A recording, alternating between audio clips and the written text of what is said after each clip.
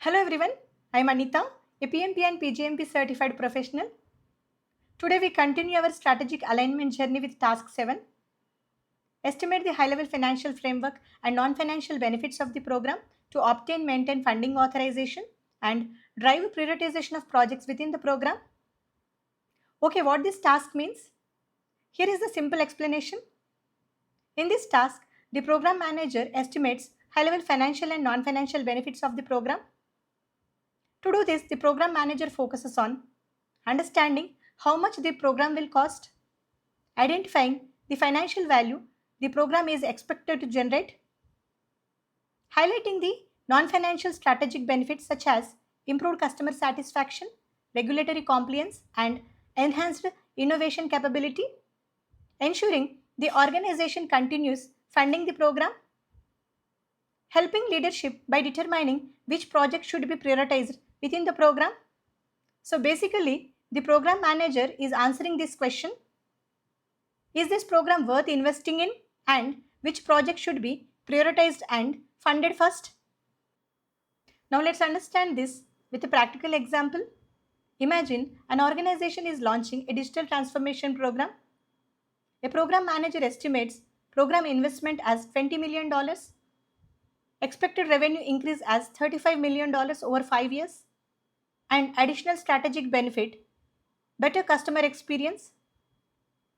Now, here, a financial benefit is return on investment, which is ROI. Since the organization is investing $20 million and expecting $35 million in return, the estimated ROI is 75%. At the same time, better customer experience is considered as non-financial benefit because it supports the long-term strategic growth, even though it may not immediately translate into direct revenue. Now, one important point many PGMP aspirants get confused about is the difference between task 3 and task 7 because both the tasks talk about high level financial framework. Understanding this distinction is very important. Now, let's compare task 3 and task 7 side by side. As per ECO, task 3 defines the high level roadmap and financial framework. Task 7 estimate the high-level financial and non-financial benefits of the program. The main purpose of Task 3 is defining program structure and funding structure. Task 7 evaluates whether the program deserves funding based on benefits.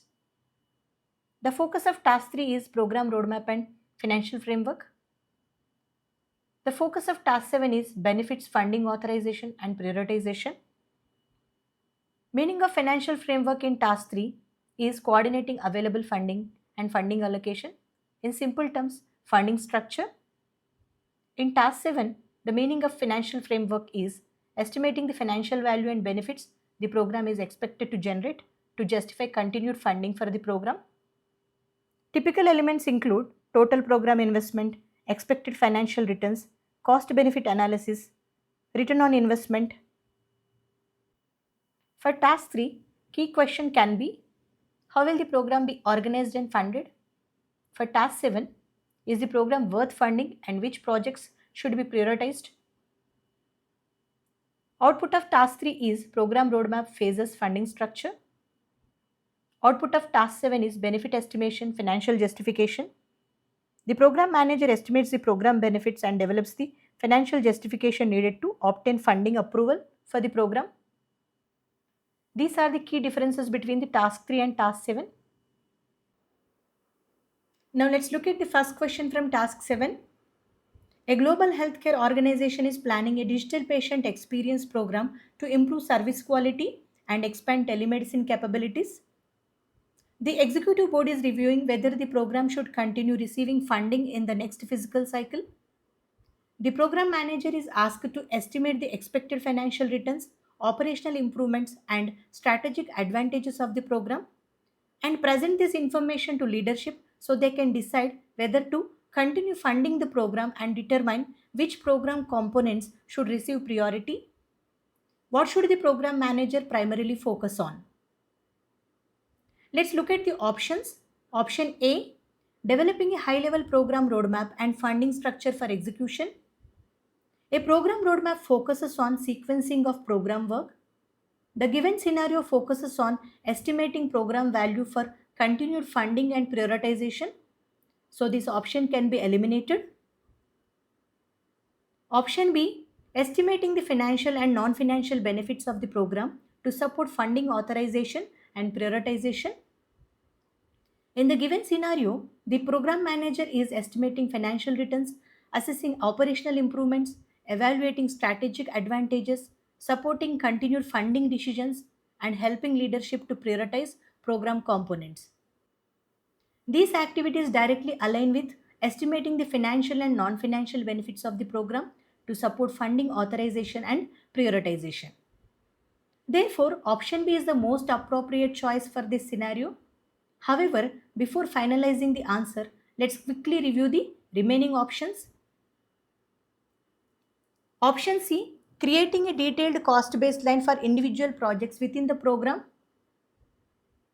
Detailed cost baselines for individual projects are project level planning activities that are part of program delivery phase. The given scenario is focused on a program level value assessment, funding continuation decision, and prioritization. Hence, this option can be eliminated. Option D, monitoring benefit realization metrics to ensure the program achieves expected outcomes. Benefits realization metrics are used to monitor and measure whether the expected benefits are realized or not. In this scenario, organizational leadership needs an estimate of the program's expected value to support a funding decision. Hence, this option can also be eliminated. Therefore, the correct answer is option B.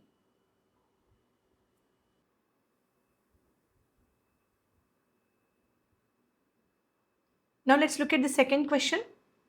A financial services organization has launched a digital banking transformation program to improve customer engagement and expand mobile banking capabilities.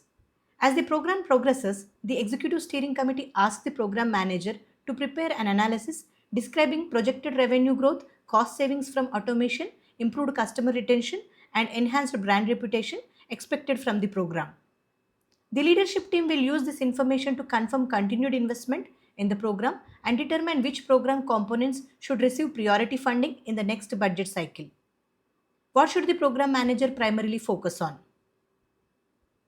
Let's look at the options. Option A, review and validate the program's business case to confirm strategic alignment and feasibility. Reviewing the business case focuses on validating strategic alignment and feasibility. The given scenario focuses on estimating program benefits to support continued investment and funding authorization. Hence, this option can be eliminated. Option B, conduct an analysis to identify and document the program's expected benefits and value contributions. This option focuses on analyzing and documenting the program's expected benefits and value contributions. While this sounds relevant, the given scenario specifically asks the program manager to estimate financial and non financial benefits to support continued investment and funding prioritization decisions. Therefore, option B can be eliminated. Option C, estimate the high level financial framework and non financial benefits of the program to support funding authorization and prioritization. In the given scenario, the program manager is estimating revenue growth, assessing cost savings, evaluating customer retention improvements, assessing brand reputation benefits, supporting continued investment decisions, and prioritizing program components. Therefore, this option is the most appropriate choice for the given scenario. However, let's quickly review next option before finalizing the answer. Option D, establish program governance processes to monitor whether the expected benefits are realized. Program governance processes are established to monitor and control program performance, including whether expected benefits are realized. However, the given scenario focuses on estimating expected value to support continued investment and funding prioritization decisions, but not monitoring benefits realization. Hence, this option can also be eliminated. Therefore, the correct answer is option C. Then a question includes key phrases like financial returns, cost savings, revenue growth, strategic advantage, customer satisfaction improvement, continued funding, operational efficiency, investment decision, value delivered by the program. Always remember estimating the financial and non-financial benefits of the program for funding authorization and prioritizing most valuable projects within the program. Thanks for watching. We'll see you very soon in the next video.